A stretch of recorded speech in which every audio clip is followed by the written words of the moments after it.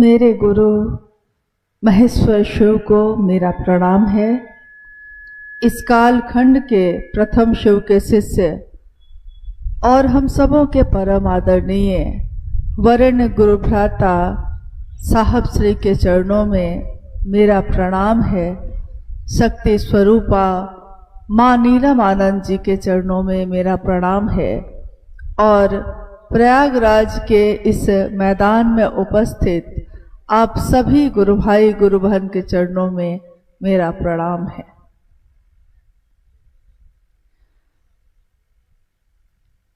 मेरा ये सौभाग्य है कि इस जीवन में शिव मेरे गुरु हुए और महादेव को गुरु मानकर मैंने ये पाया कि ये जीवन तो इससे पहले भी था, परंतु जब से महादेव आए, महादेव तो थे ही, मैं ही न जान सकी। तो जब तक महादेव को जाना तो सबसे सुंदर जो जीवंत सुगंध मेरे जीवन में उतरी, उससे मैंने अपनी अनुभूति से ये पाया कि शायद सबके साथ ऐसा ही होता है। सबके जीवन में ये खूबसूरत रंग इस तरह चढ़ता है, गुरु का रंग इस तरह चढ़ता है कि छाप तिलक सब छीनी रे तो से नैना लगा के। गुरु का रंग चढ़ जाता है तो फिर दूसरा कोई रंग, चाहे वो जगत का हो, चाहे वो लौकिक हो या पारलौकिक हो, कोई दूसरा रंग नहीं चढ़ता। गुरु और शिष्य की परंपरा सदियों से चलती आई है, कोई नई बात नहीं है।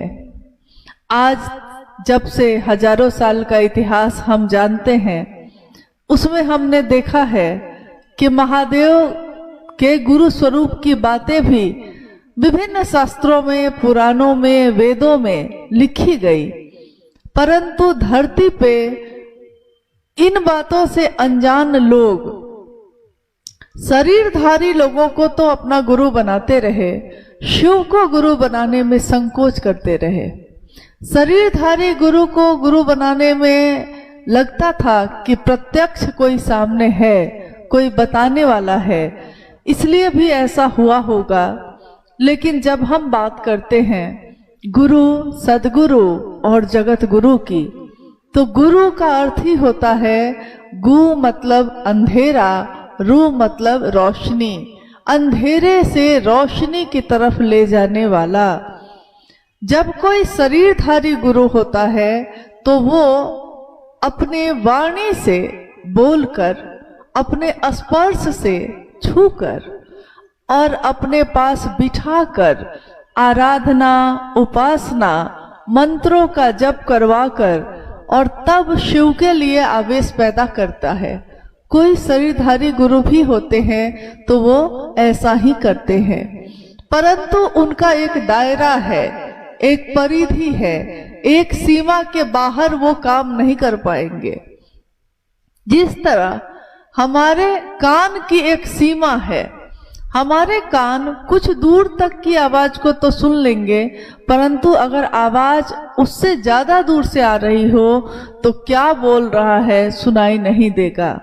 हमारी आंखें, हमारे दृष्टि कुछ दूर तक देख सकती है, परंतु उस दीवार के पीछे क्या है ये नहीं देख सकती।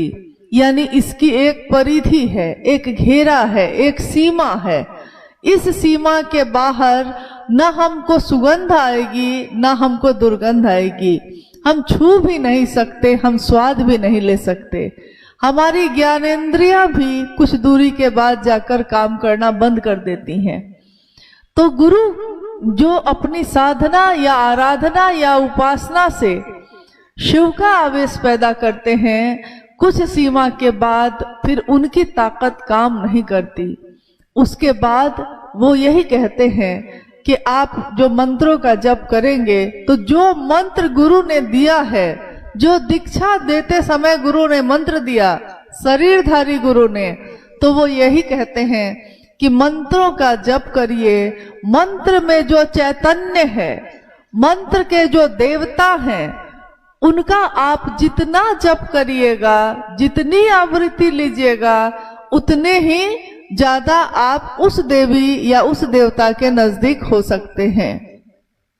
यानी एक सीमा के अंदर ही ये काम हो सकता है।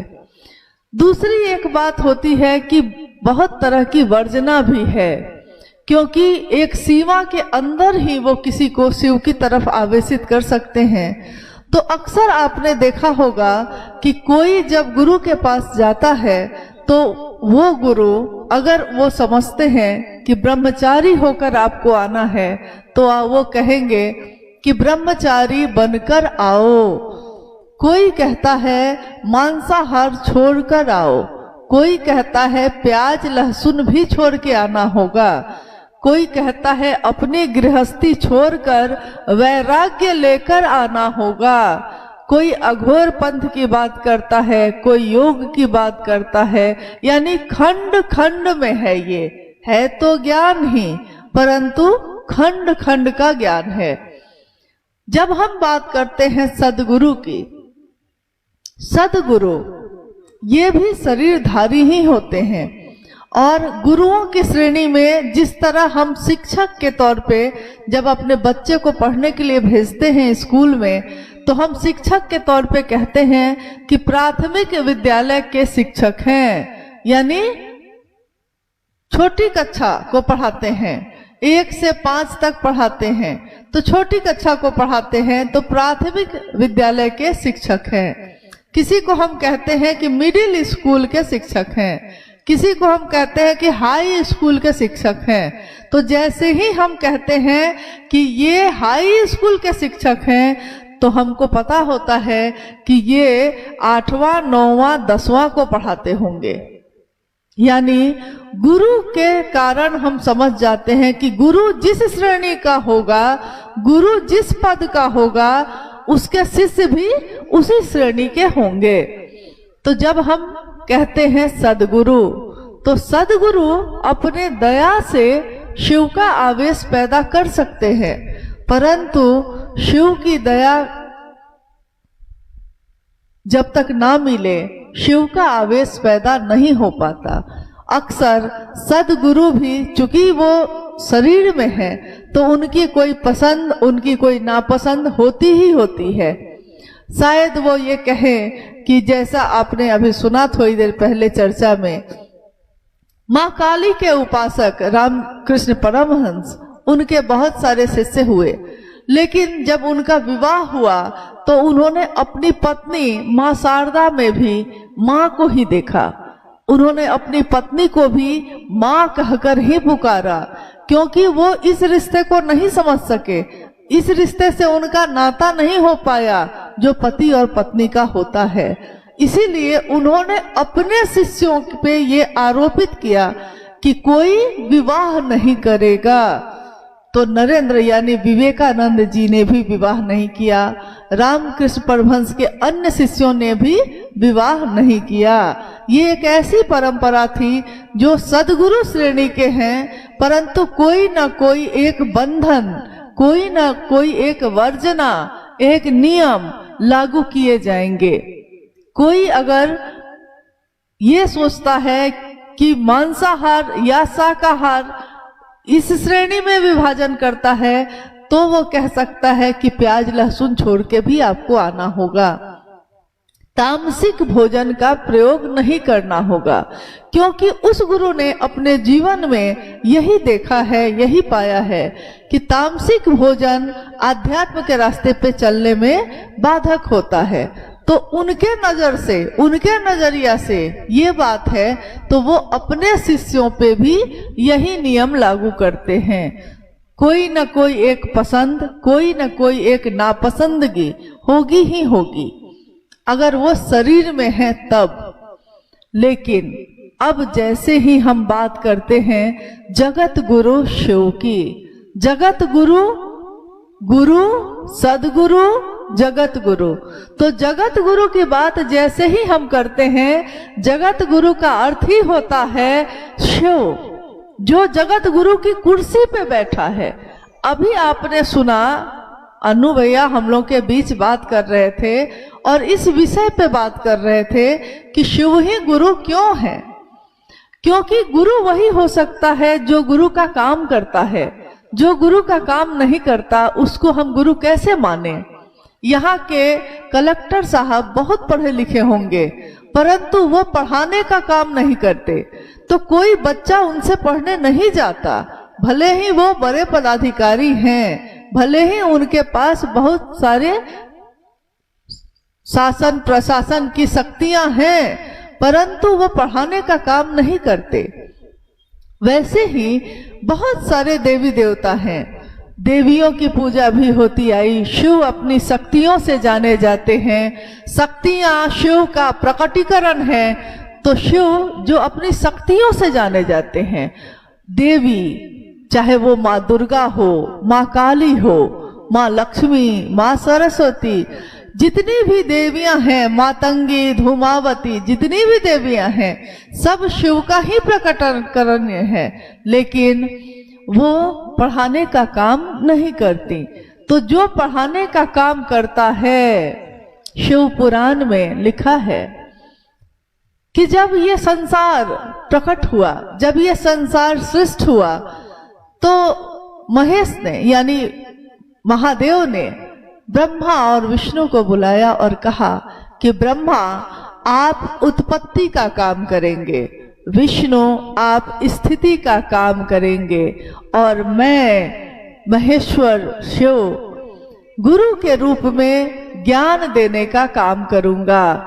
और यही आदि शंकराचार्य जी ने भी लिखा कि वो महेश्वर शिव की वो दया, वो ज्ञान जो दया से संजात है, आर्द्र है, भींगा हुआ है। जैसे कोई कपड़ा भींग जाता है तो कैसे आर्द्र होता है, वैसे ही शिव का ज्ञान जो दया से आर्द्र है, वो संसार में हमेशा सदैव विजयनी है। हम उस ज्ञान को, उस शिव को प्रणाम करते हैं। और उन्होंने प्रणाम किया उस गुरु को जो जगत गुरु की कुर्सी पे बैठे हैं। एकमात्र शिव के सत्ता के लिए ही, एकमात्र शिव के लिए ही संसार ने जगत गुरु नाम से पुकारा है।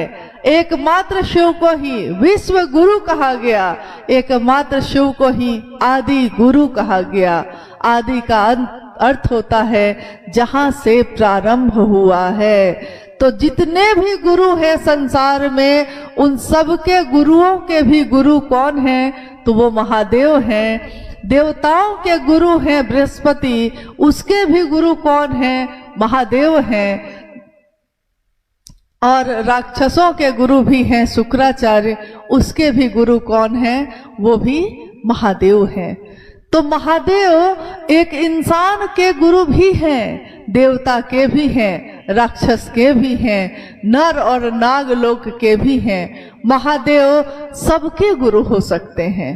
लेकिन क्योंकि हमको ये पता नहीं था, हमने पढ़ा था, हमारे घर के बुजुर्गों ने रामायण, महाभारत, रामचरितमानस, गीता, वेद, 4 वेद है, 18 पुराण है, सारे पुराणों को पढ़ा, लेकिन किसी में उनका ध्यान इस पे नहीं गया कि हर जगह पे कहीं ना कहीं ये बात लिखी हुई थी कि शिव गुरु हैं।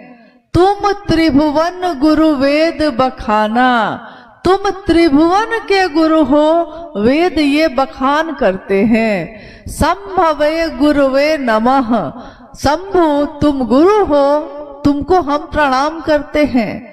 ज्ञान मिच्छेद तू शंकरात, ज्ञान देने के कारण तू शंकर कहा जाता है। इसलिए उस शंकर को जो गुरु है, जो शिव है, उसको हम प्रणाम करते हैं। देखिए शास्त्रों में आज तो नहीं लिखा है, सालों साल पहले, सैकड़ों हजारों साल पहले ये लिखा गया। प्रतिदिन इसका अध्ययन किया जाता है, परंतु किसी का भी ध्यान इस पे नहीं गया कि जब गुरु शंकर रूपीणम क्यों, शंकर रूपीणम गुरु क्यों, शंकर जैसा गुरु क्यों? अगर शिव ही गुरु है, अगर शंकर ही गुरु है, तो हम उस शंकर को ही, उस शिव को ही अपना गुरु क्यों नहीं बनाए? एक साबुन चलता था, पहले तो बहुत बिकता था, अब बिकता है कि नहीं पता नहीं, पहले बहुत बिकता था। उसका नाम था लाइफ बॉय। एक आदमी दुकान पे गया, उसने कहा लाइफ बॉय जैसा साबुन है आपके पास? दुकानदार ने कहा कि जब लाइफ बॉय साबुन है तब लाइफ बॉय जैसा क्यों ढूंढते हैं? साहब ने यही उदाहरण दिया था, ये बताने के लिए कि जब शिव गुरु हैं तो शिव जैसा गुरु क्यों ढूंढते हैं, शिव को ही गुरु क्यों नहीं बनाते? लेकिन हमको ये पता नहीं था। हम लोग तो सामान्य लोग हैं, अति सामान्य लोग हैं। लेकिन ये जब सुना हमने साहब से कि अति सामान्य लोग ही शिव के गण हैं, शिव के लोग हैं, शिव के आदमी हैं, शिव अपने गणों से ही शोभायमान है।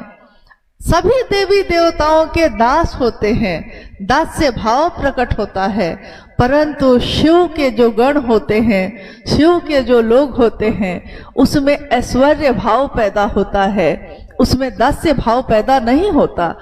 तो साहब श्री ने कहा कि जब शिव ही गुरु हैं तो किसी और को क्यों ढूंढते हो, शिव को ही गुरु क्यों नहीं बनाते?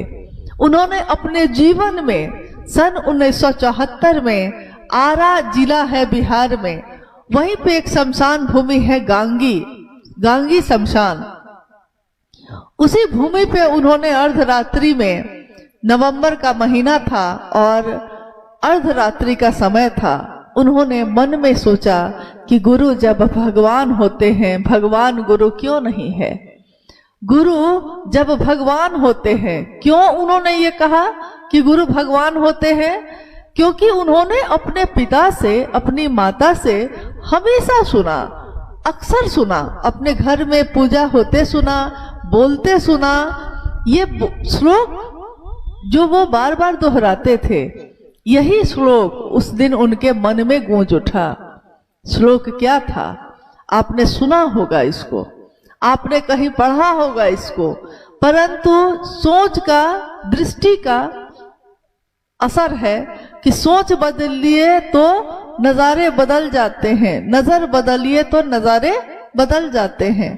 तो साहब श्री ने उस दिन यही पंक्ति उनके मन में गूंजी थी कि गुरुर ब्रह्मा गुरुर विष्णु गुरुर देवो महेश्वर, गुरु साक्षात पर ब्रह्म तस्मै श्री गुरुवे नमः।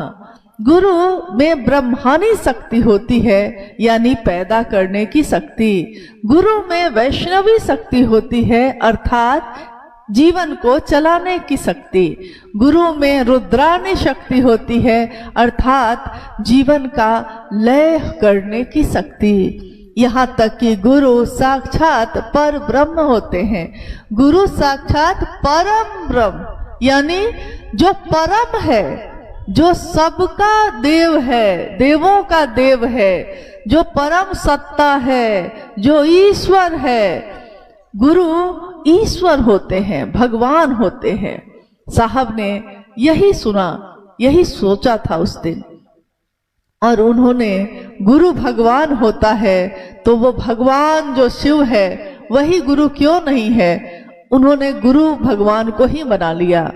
जिस दिन उन्होंने महादेव को गुरु बनाया था, उन्होंने कहा कि मैंने भगवान समझ के ही बनाया था, मैंने भगवान शिव को ही अपना गुरु बनाया था, और ये सोचा था कि आप जो तस्वीरों में हैं वैसे आइएगा तो मैं आपसे नहीं सीखूंगा, आप शरीर धारण करके आइएगा तब भी मैं आपसे नहीं सीखूंगा, और अब आप जो सिखाएंगे वही करूंगा।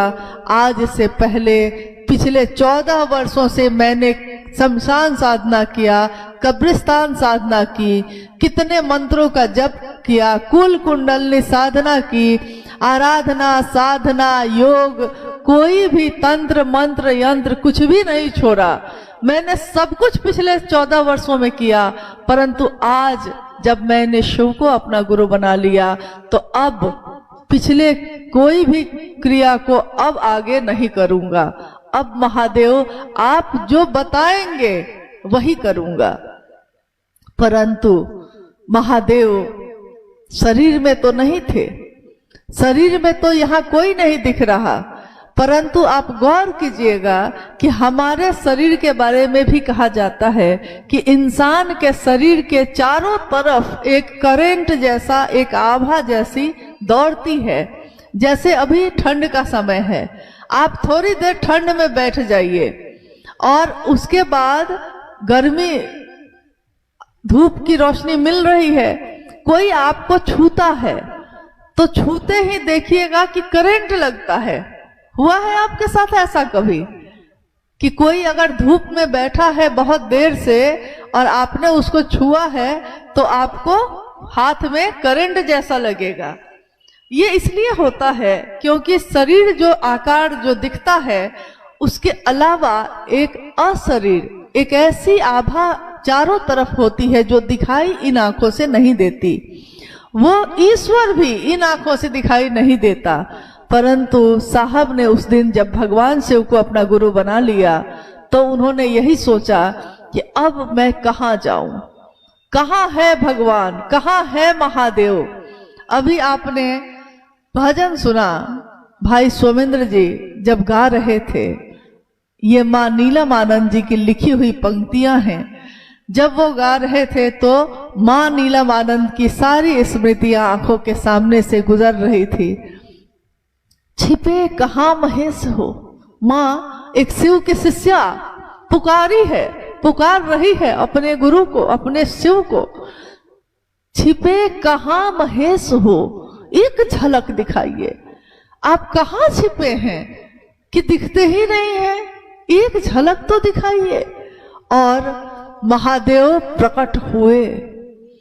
शिष्य अगर दिल से पुकारे, भक्त अगर दिल से पुकारे तो क्या ऐसा है जो शिव के रहते नहीं हो सकता। किम न सिद्धते भूतले, इस भूतल पे ऐसा क्या है जो संभव नहीं है, जो नहीं हो सकता। तो उस दिन जब माँ नीलम आनंद ये गाती थी और लिखती थी, पुकारती थी कि जगत के लिए तो हम जगे हैं, महादेव के लिए क्यों नहीं जगे हैं, तब शिव आए, भगवती आई। आपने घटनाओं को सुना होगा कैसे महादेव आए। क्या आपने कभी सुना है कि वो महादेव की जो शक्तियां हैं जिसमें संचरित हुई, जिस मानव तन में संचरित हुई साहब हरिंदानंद जी, माँ भगवती की शक्तियां जिसमें संचरित हुई, माँ नीलम आनंद, उनके जीवन की कितनी घटनाएं लिखी नहीं गई, अभी तक बोली नहीं गई, किसी ने सुनाया नहीं। इतनी शक्ति कि एक बार की घटना है कि साहब और दीदी, एक स्थल है गढ़ बरवारी, वहां के शमशान भूमि पे पहला शिव गुरु महोत्सव हुआ था। और उस शिव गुरु महोत्सव में साहब और दीदी, उनके तीनों बच्चे और कुछ गुरु भाई, मात्र 13 लोगों के साथ, मात्र 13 लोग पहले शिव गुरु महोत्सव में थे। और उस दिन साहब श्री ने कहा कि आज जो 13 लोग हैं, आने वाले समय में ये 13 करोड़ होंगे। तो जो बैठे थे उन लोग आश्चर्य में रह गए। उन्होंने कहा कि ये कैसे संभव है, हम लोग तो इतने लोगों को कहते हैं फिर भी कोई नहीं सुनता, और आप आज देखिए 13 लोग हैं हम लोग, और आप कहते हैं कि 13 करोड़ होंगे, कैसे होगा ये। उसी स्थल की एक घटना है कि मंदिर जो उस परिसर में है, उसमें माँ नीलम आनंद बोलती हैं साहब से कि मैं पूजा करके आती हूँ। और वो एक बार की घटना है कि वो गई हैं, उन्होंने मंदिर में जो घंटी लटक रही है उस घंटी पे अपने हाथों से बजाने के लिए बढ़ाया है। घंटी बजी, परंतु उस घंटी में कहीं पे कोई तार जैसा कुछ निकला हुआ था, तो जिससे उनकी अनामिका उंगली में उस तार से चुभन पैदा हुई और रक्त की धार बह चली। मां नीलम ने कहा कि क्या करते हो, हिलते रहो। थोड़ा खीज में हाथ की उंगली कट गई थी, रक्त की धार बह रही थी, तो उन्होंने उस घंटी को कहा कि हिलते रहो, और अपने हाथ से जो ऐसे किया था, अंदर वो मंदिर में प्रवेश कर गई। लौट के आई तो उन्होंने साहब से कहा कि उंगली कट गई मेरी। साहब ने पहले पीछे में क्या घटना हुई सो तो साहब को पता था नहीं। साहब और दीदी पटना लौट गए। उस समय साहब पटना में रहते थे। पटना लौट गए और लगभग 1-2 वर्षों के बाद जब कुछ गुरु भाई लोग वहां गए थे तो उन्होंने कहा कि दीदी आपने जो कहा था ना घंटी को हिलते रहो, वो आज तक हिल ही रही है। साहब ने कहा कि कौन सी घंटी, कैसा वाकया? तो गुरु भाइयों ने बताया कि साहब आप बैठे थे, हम लोग दीदी के साथ मंदिर में गए पूजा के लिए, और घंटी से लगने से दीदी की अनामिका उंगली में रक्त की धार बह चली। दीदी ने कहा हिलते रहो, और कह के वो तो चली गई, लेकिन उनके लौटने के बाद भी, आज भी इतने समय के बाद भी वो घंटी हिल ही रही है। मां नीलम आनंद जी के बारे में आपने सुना अभी, जब वो बता रहे थे भाई हमारे कि वो डिप्टी कलेक्टर की पत्नी, एक राज परिवार की बेटी, एक एजुकेशन डायरेक्टर की बहू, स्वाभाविक है कि ऐश्वर्य की तो कोई कमी नहीं होगी, लेकिन उन्होंने अपने गुरु की स्थापना के लिए गुरु भाई गुरु बहनों के जूठे बर्तन भी धोए और खुशी खुशी धोए। कोई शिकवा नहीं, कोई शिकायत नहीं, समर्पण के साथ किया। भैया दीदी बैठिए, भैया आइए बैठिए, साहब की बात को सुनिए। साहब यानी वो अपने पति के बारे में बोल रही हैं। मां भगवती स्वयं भी उतर जाएं और आपके लिए ऐसा करें। आप कैसे जानिएगा कि कौन आया और आपके लिए क्या करके चला गया है? उस दिन इतनी शक्तियों को धारित करने वाली दीदी कि जिनके कहने मात्र से वो घंटी बजती रह गई। सोचिए कि उनमें क्या ताकत होगी, क्या ऊर्जा का संचरण होगा। उसके बावजूद उन्होंने अपने गुरु के लिए अपने सर को झुकाया, समर्पण किया, लोगों के रास्ते पे बिछ गई। यहाँ तक कहा उन्होंने कि अगर आप महादेव का काम करते रहेंगे, मैं आपके लौकिक कांटों को चुन लूंगी। लौकिक कांटे यानी आपके जीवन के जो कांटे हैं, जो परेशानी है, जो पीड़ा है, जो दुख है, मैं उन पीड़ा को, उस दुख को, उन कांटों को चुन लूंगी। यहाँ तक उन्होंने कहा कि धूप होगी जीवन में तो कड़ी धूप में छाया बनकर आपके साथ चलूंगी। सोचिए, मां नीलम आनंद कह रही हैं कि मैं छाया बनकर आपके साथ चलूंगी।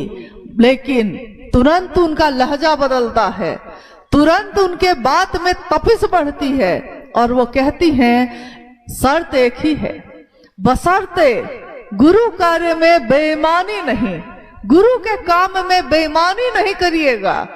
अगर ईमानदारी से करिएगा तो मैं नीलम आनंद आपके लिए ये करने को तैयार हूं।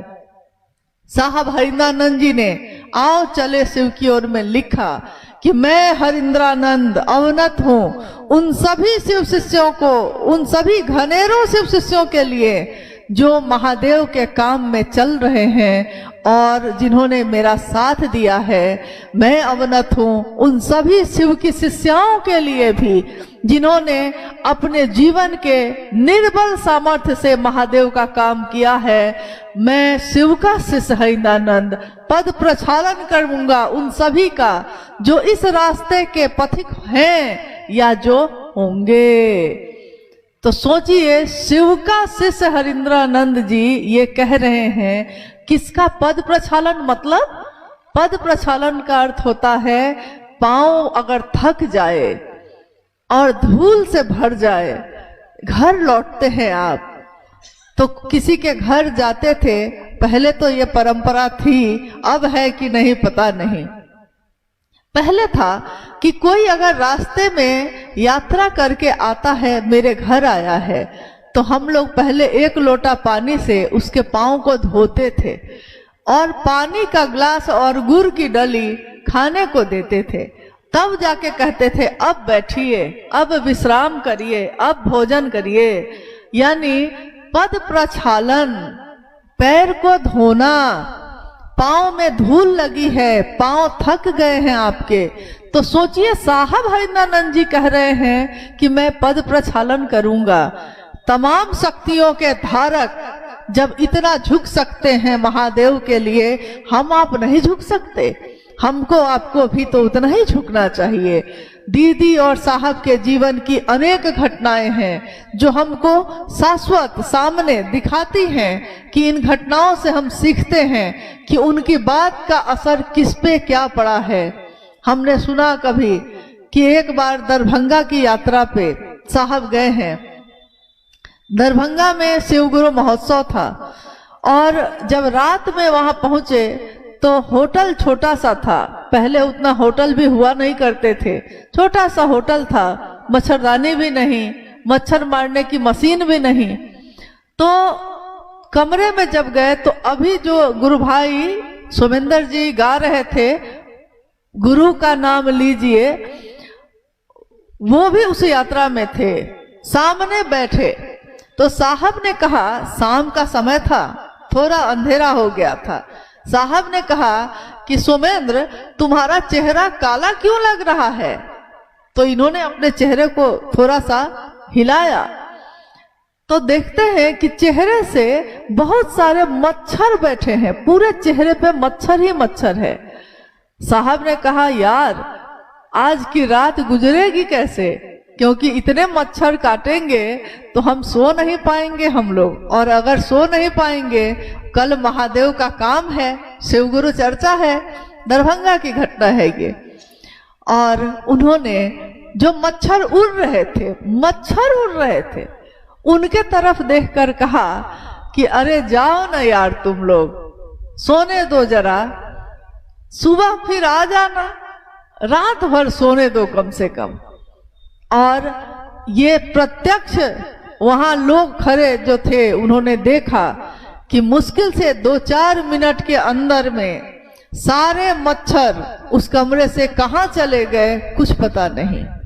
बात ये नहीं है कि मच्छर चले गए, बात ये है कि साहब हरिंद्रानंद जी की बात का असर एक मच्छर पे है, एक दीमक पे है, एक खटमल पे है, तो हम इंसानों पे क्यों नहीं है? वैसा ही क्यों नहीं है जैसा वो चाहते हैं, जो उन्होंने सोचा, जो उन्होंने चाहा। उन्होंने क्या चाहा? उन्होंने तो इतना ही चाहा कि मेरे गुरु शिव सबके गुरु हो जाए। जब हम किसी से प्रेम करते हैं, चाहे वो कोई हो, इंसान भी हो, तो जब हम किसी से प्रेम करते हैं ना, तो हम चाहते हैं कि वो सिर्फ मुझको देखे और मैं भी सिर्फ उसको देखूं। वो सिर्फ मेरा नहीं है, तेरा बन जाऊं मैं, मेरे बन जाओ तुम, मतलब मेरे बन जाओ मतलब सिर्फ मेरे। फिर किसी और के तरफ देखोगे तो मुश्किल होगी, तुम किसी और को चाहोगे तो मुश्किल होगी। गाते हैं ना हम लोग गाना, जिसको प्रेम करते हैं, चाहते हैं, लौकिक प्रेम में। ये प्रेम कौन सा प्रेम है? ये धरती के लोग जो आपस में प्रेम करते हैं उसमें जलन है, उसमें ईर्ष्या है, उसमें नफरत है कि कहीं मेरे सिवा कहीं और न चला जाए, ये सिर्फ मेरा बन के रहे। लेकिन इस धरती के ऊपर जो शिव का प्रेम है, देखिए साहब हिंदानंद जी ने शिव से प्रेम किया तो उन्होंने क्या चाहा, उनके लिए तो ये बहुत आसान था ना कि जब मेरे गुरु शिव हैं, मैं शिव का शिष्य हूँ, मामला खत्म है। उनको क्या मतलब कि कोई और भी बनता है कि नहीं बनता है। लेकिन इस पारलौकिक प्रेम में उन्होंने ये दिखाया कि जब ईश्वर से प्रेम हो जाए, जब इश्क हो जाए, उस शिव से मोहब्बत हो जाए, तो चाहता है कि मैं जिससे मोहब्बत करता हूँ, मैं जिसको प्रेम करता हूँ, सारी दुनिया उसी को प्रेम करे और वो भी सारी दुनिया का बन जाए। वो सिर्फ मेरा ना बने, वो हर व्यक्ति का बन जाए। तो साहब ने यही चाहा कि मेरे गुरु शिव हैं, मेरे गुरु शिव सबके गुरु बन जाए, बस यही कामना उनकी रही है। इसी निमित्त उन्होंने 1974 से लेकर 1982 तक अपने और दीदी के बीच बातचीत करना जारी रखा और 1982 में पहली बार मधेपुरा से शिव गुरु चर्चा जनमानस के बीच होना शुरू हो गई। उद्देश्य एक ही है कि मेरे गुरु शिव सबके गुरु हो जाए, और यही संदेश उन्होंने हमको आपको भी दिया।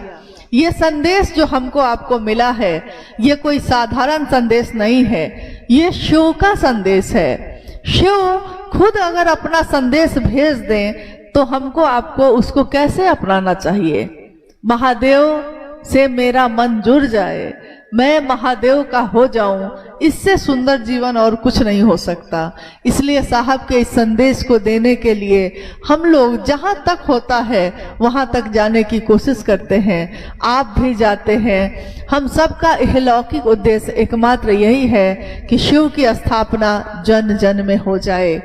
आज इस महोत्सव का भी उद्देश्य यही है कि जो प्रयागराज में महादेव का काम बढ़ा है, प्रयागराज ही नहीं, आसपास के मध्य प्रदेश के रीवा, सिद्धि, मिर्जापुर और जितने उत्तर प्रदेश के आसपास के जिले हैं, हर जगह पे महादेव की बात बढ़ती चली जा रही है। ये और सुंदर हो, शिवमय हो।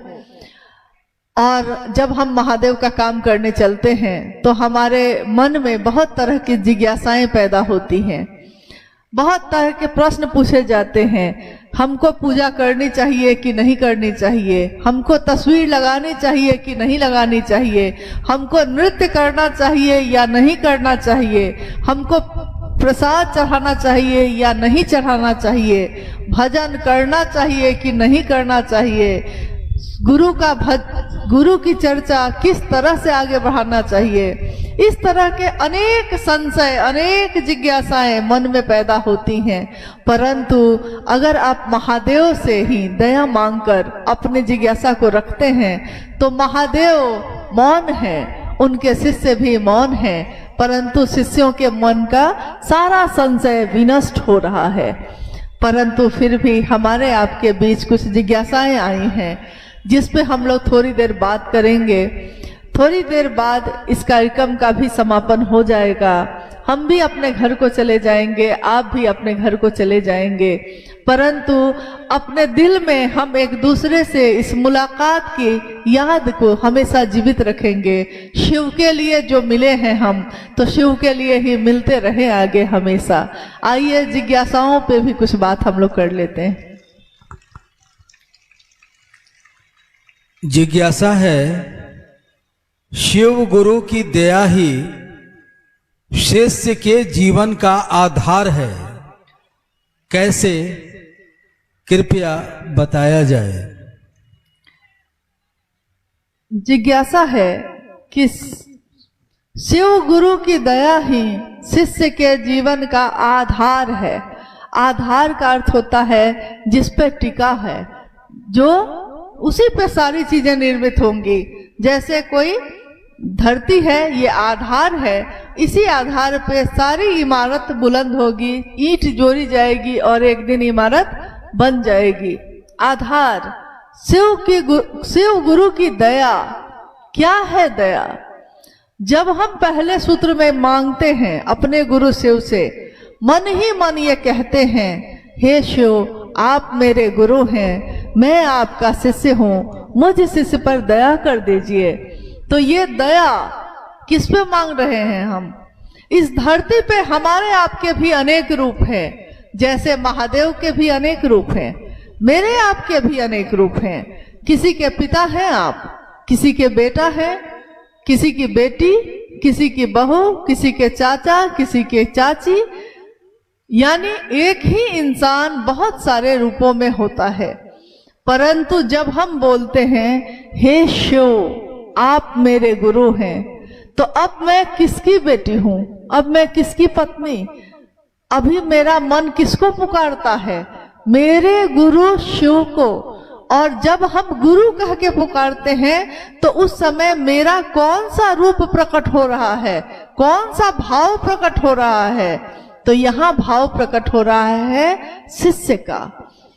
तो मुझ शिष्य पर दया कर दीजिए, मुझ शिष्य पर। मैं कौन हूं? मैं आपकी शिष्य हूं। तो आप किस पे दया करेंगे? पानी गिरेगा, पानी के लिए कोई पात्र रखिएगा, बाल्टी, लोटा, ग्लास, कटोरी, कुछ भी तो रखिएगा। तो पानी तो गिर रहा है, परंतु वो पानी गिरेगा तो किस पात्र में उसको संजोना है? महादेव की दया जो हम मांग रहे हैं उसको शिष्य भाव ही ग्रहण कर सकता है। गुरु दया करते हैं किस पे? शिष्य पे। और शिष्य उस दया को संजोता है कहाँ? अपने हृदय में, अपने दिल में, अपने मन में। तो महादेव की दया ही शिष्य के जीवन का आधार होती है। शिष्य का जीवन ही उसी पे शुरू होता है। महादेव की दया ना हो तो हम बोल भी ना सके, महादेव की दया ना हो कोई मेरी बात सुनेगा भी नहीं, न कोई बोल सकेगा ना कोई सुन सकेगा। कोई अगर कितनी भी अच्छी बात बोले और आप अपने मन को कहीं और ले जाइएगा तो आपसे पूछेगा कोई कि अभी अभी जो बात हुई आपने सुना? आप कहिएगा कि नहीं मैंने नहीं सुना, क्योंकि मेरा ध्यान कहीं और चला गया था, मेरा मन कहीं और चला गया था। इसलिए मन को अपने शिव के दया के आश्रय में ले जाना है, गुरु की दया के आश्रय में ले जाना है बस। इसीलिए कोई भी शिष्य अगर होगा तो वो अपने दया, गुरु की दया पे ही आश्रित होगा। साहब श्री शिष्यानुभूति में लिखते हैं, मनुष्य के सहज प्रेम से परमात्मा लभ्य है। इस पर थोड़ा प्रकाश डाला जाए। शिष्यानुभूति एक छोटी सी किताब है। 1990 में पहली बार साहब ने उसको लिखा था। शिष्यानुभूति का अर्थ ही है किसके द्वारा लिखा गया? ये शिव के शिष्य साहब हरिंदरानंद जी के द्वारा लिखा गया, इसीलिए उन्होंने इसका नाम लिखा शिष्यानुभूति, शिष्य की अनुभूति। उसी में ये पंक्ति है जो ये बोल रहे हैं कि मनुष्य के सहज प्रेम से परमात्मा लभ्य है। सहज प्रेम से, सहजे रहिबा मतलब सहज रहकर ही हमको महादेव का प्रेम मिल सकता है, परमात्मा मिल सकते हैं। इसके लिए आडंबर की जरूरत नहीं है, इसके लिए बहुत कर्म कांड की जरूरत नहीं है। जल चढ़ाया तब भी महादेव मिल गए, दूध चढ़ाया तब भी मिल गए, पकवान चढ़ाए तब भी मिल गए, कुछ ना मिला तो मन का भाव चढ़ा दिया तब भी मिल गए। हृदय की हुंडी ही स्वीकार करते हैं शिव। तो शिष्य अपने हृदय की हुंडी को देता है अपने महादेव के पास। तो सहज प्रेम, इसके लिए कोई बहुत बड़ी बड़ी बात करने की जरूरत नहीं है। बिल्कुल सामान्य सहज भाव से, जिस तरह सहज पुत्र के भाव से माँ मिलती है, जिस तरह सहज पुत्र के भाव से पिता मिलते हैं, वैसे ही सहज ही मनुष्य का जो प्रेम है उससे परमात्मा भी मिलते हैं, महादेव भी मिलते हैं। सहज प्रेम से ही पुकारिएगा, महादेव मिलते हैं। अगले जिज्ञासा है कि शिव गुरु से जुड़ने और जोड़ने में, शिव गुरु से जुड़ने और जोड़ने में तीनों सूत्र सहायक हैं, जैसा कि साहब श्री शिष्यानुभूति में लिखते हैं। तो मुख्य सूत्र क्या है?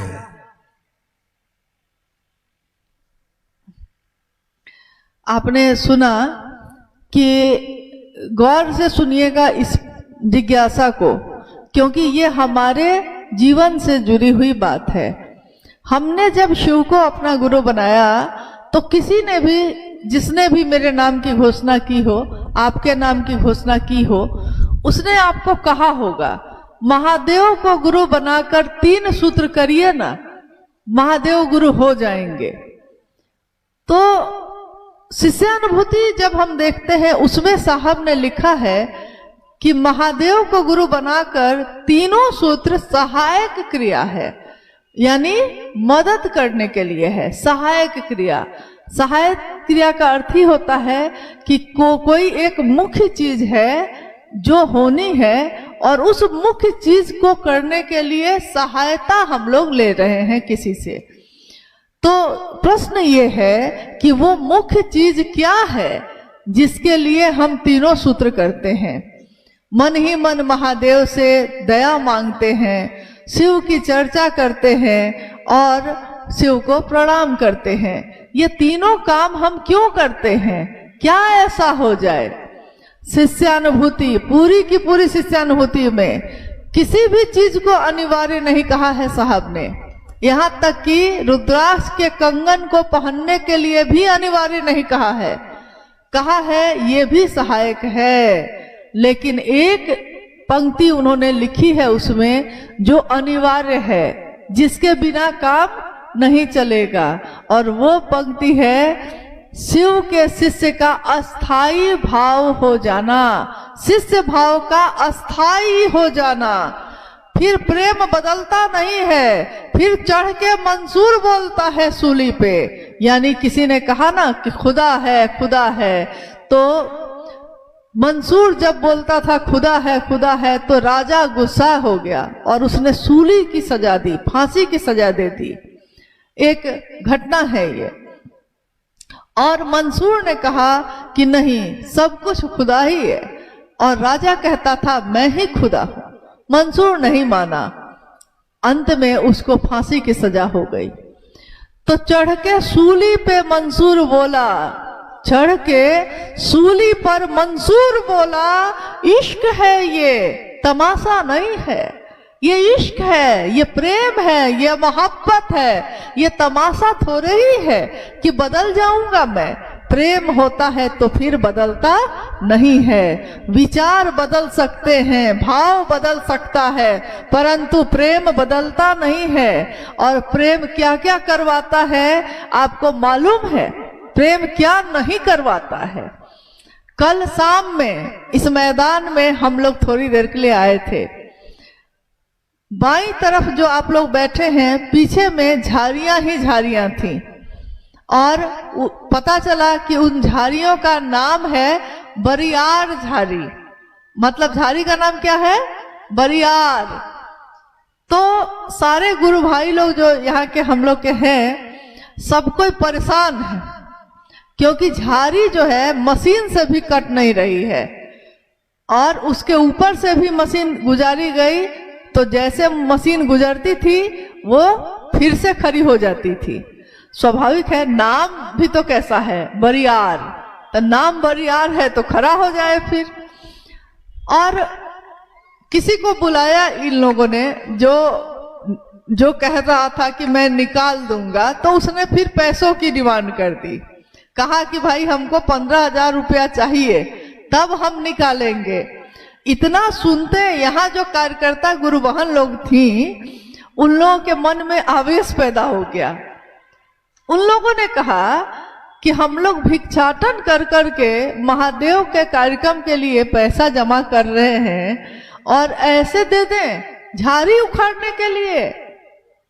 और देखिए वो झारी कुछ दिन से ही लोग को परेशान की हुई थी, लेकिन उस समय जब आवेश पैदा हो गया तो गुरु बहनों ने खुरपी उठाई और सारी बरियार झाड़ियां जो हैं उखाड़ कर फेंक दी। अब बताइए आप कि मशीन जिस पे काम नहीं कर सकी उस पे आपके हाथ की खुरपी ने काम कैसे किया? आपने किया, मैंने किया, महादेव की दया ने किया है। वो पत्थर को भी मोम बनाते हैं, वो मशीन से जो नहीं उखड़ता है उसको खुरपी से उखड़वा देते हैं, और वो भी गुरु वाहन लोग के द्वारा।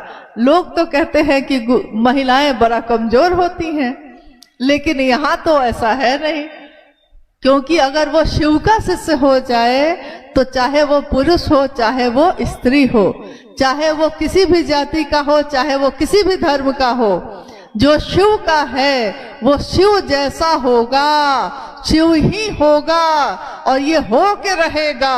ये पूरी धरती गुंजायमान होगी शिव के नाम से। इस धरती पे रहने वाले लोग देखेंगे कि शिव के शिष्य कैसे होते हैं। शिव के शिष्यों का सामान्य भावाचरण भी जगत के लिए अनुकरणीय होता है।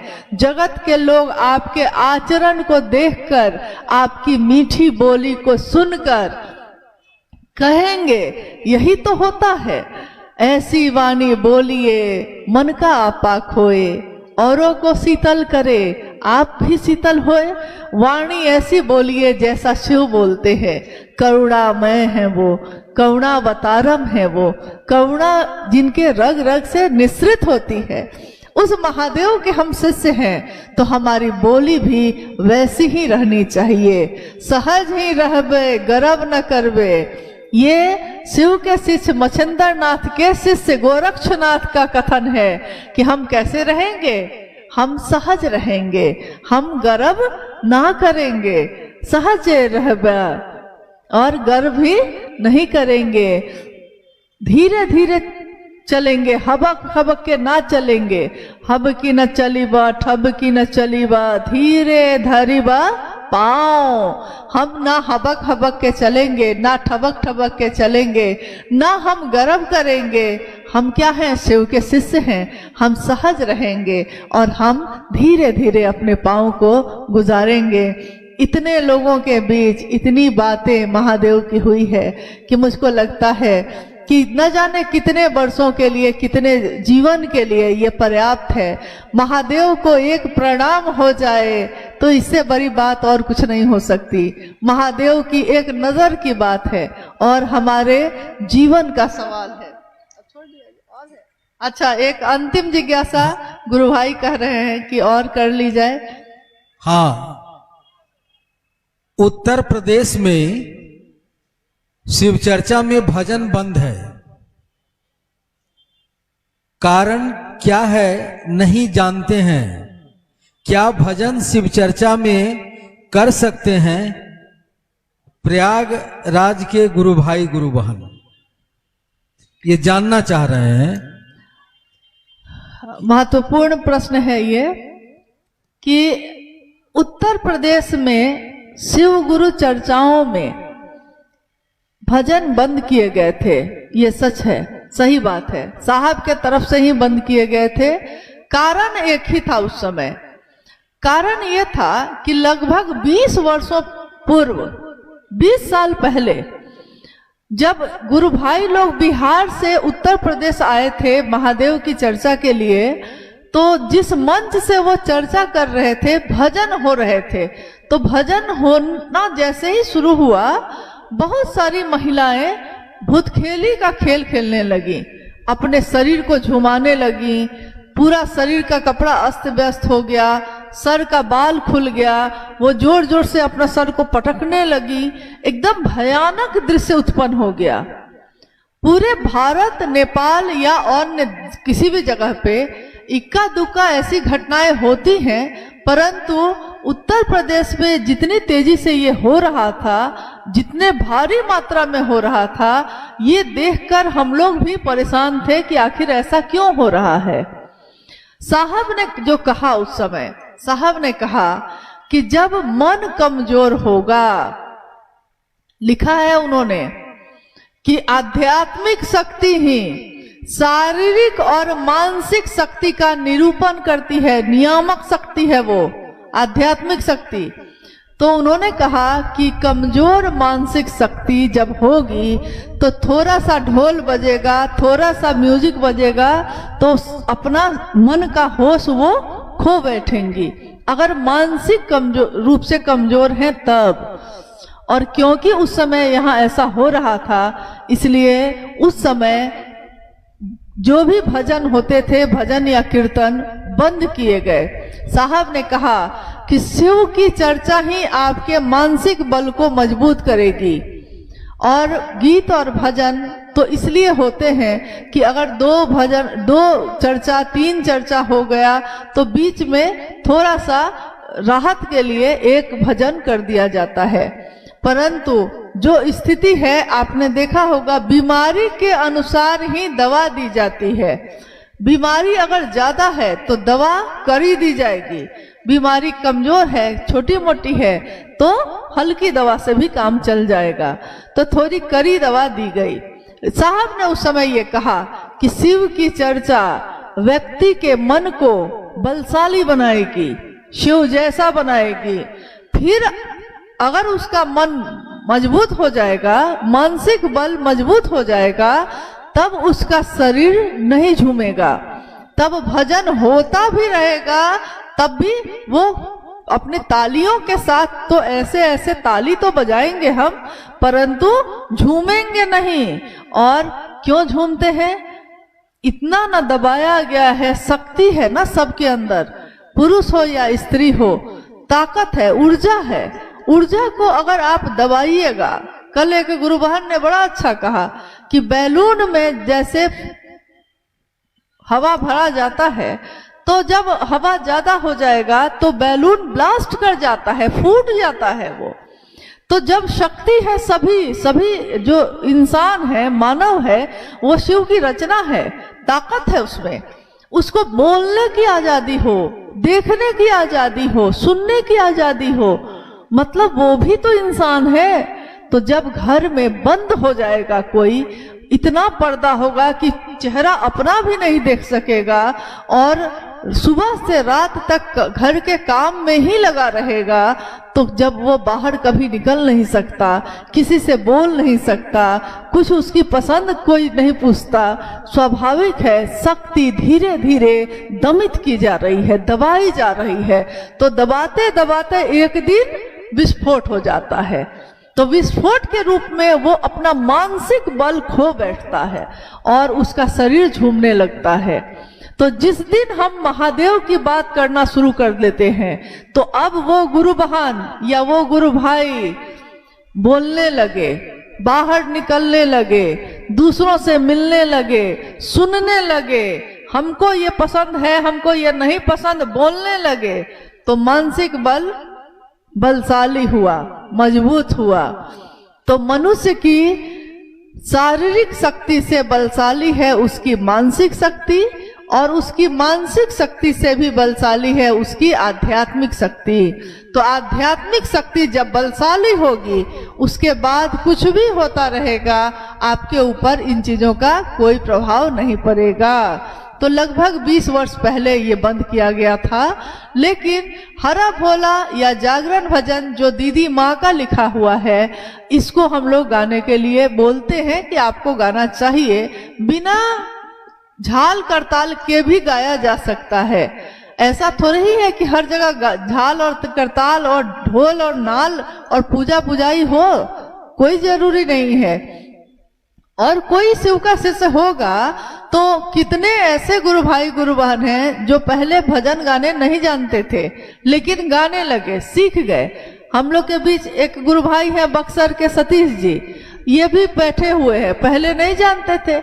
महादेव के चर्चा में अब शुरू किया जब, तो साहब ने कहा कि भाई जो शिव का शिष्य होगा वो जूता सिलाई से लेकर चंडी पाठ तक करना सीखेगा, कब किस चीज की जरूरत पड़ जाए वो काम करेगा।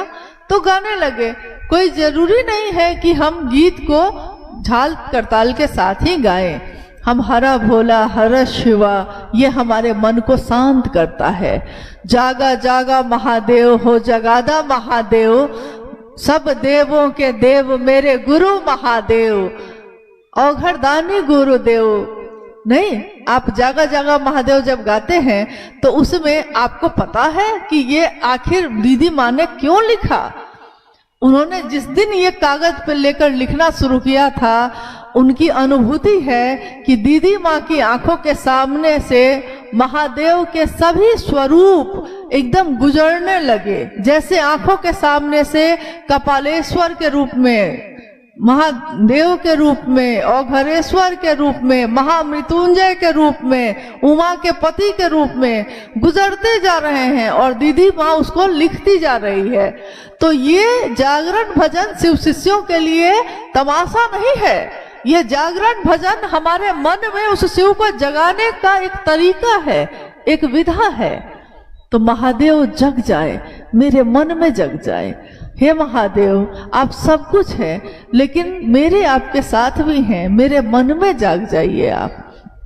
मेरा यही कहना है कि मुझको लगता है कि 20 वर्षों में इतना तो मन मजबूत हो ही गया होगा कि एकाध भजन बजेगा तो आपका मन झूमेगा, शरीर नहीं झूमेगा। क्या अभी भी आपका शरीर झूमेगा? मतलब आप लोग से पूछ रहे हैं कि अभी भी अगर आप कहीं गीत संगीत सुनेंगे तो आपका शरीर झूमने लगेगा। लेकिन एक बात याद रखिएगा, ये हमारा व्यापार नहीं है।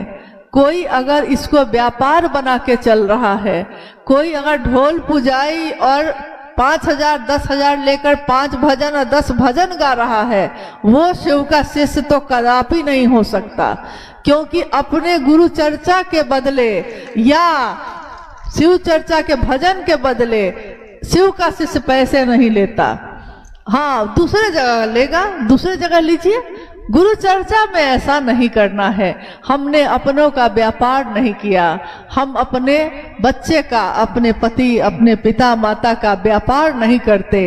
वैसे ही हम अपने गुरु शिव का भी व्यापार नहीं करते हैं और ना करेंगे और ना करने देंगे किसी को।